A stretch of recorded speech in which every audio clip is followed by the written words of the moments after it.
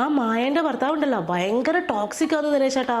ഭയങ്കര കേറാട്ടനവൻ. ഓക്കൊരു ഡ്രസ്സ് ഇടാൻ പറ്റൂല. അന്നേരം ഇവൻ പറയും എന്റെ വാവച്ച് ഈ ഡ്രസ്സല്ല മറ്റേ ഡ്രസ്സ് ഇടുന്ന എനിക്ക് ഇഷ്ടമൊന്നും. ഓള് ബിരിയാണി അയക്കണം എന്ന് പറയുമ്പോൾ ഓൻ പറയും മന്തിയാ നല്ലത്, എന്റെ വാവ മന്തി അയച്ചാൽ മതി.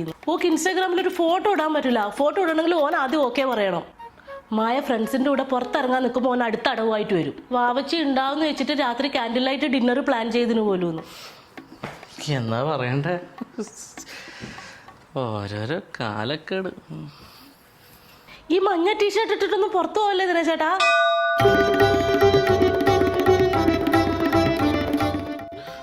നല്ല ടീഷർട്ടല്ലേ ഈ എനക്കിഷ്ടല്ല ഇത്. വേറിട് വേറിട് വേറിട്.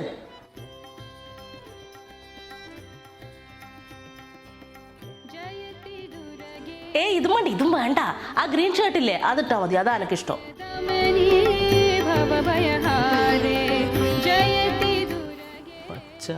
അല്ല ഇതെല്ലാം ഇട്ടിട്ട് എവിടെയാ പോകുന്നു?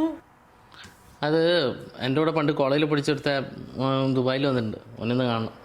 ഇന്ന് ലീവാന്ന് വിചാരിച്ചിട്ട് ഞാൻ ദിനേശേട്ടനായിട്ട് വർത്താനം പറഞ്ഞിരിക്കാന്ന് വിചാരിച്ചു. പോണ്ട.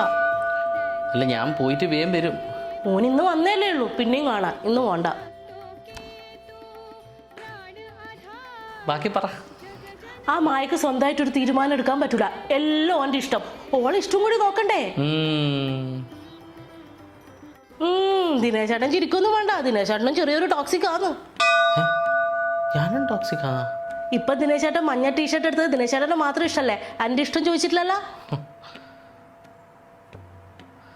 ഓ അപ്പൊ അനക്ക് ഇഷ്ടങ്ങളൊന്നും ഇല്ലല്ലോ. ഞാനും കുറച്ച് ടോക്സിക് തന്നെയാണ്. ടോക്സിക് ആണ്.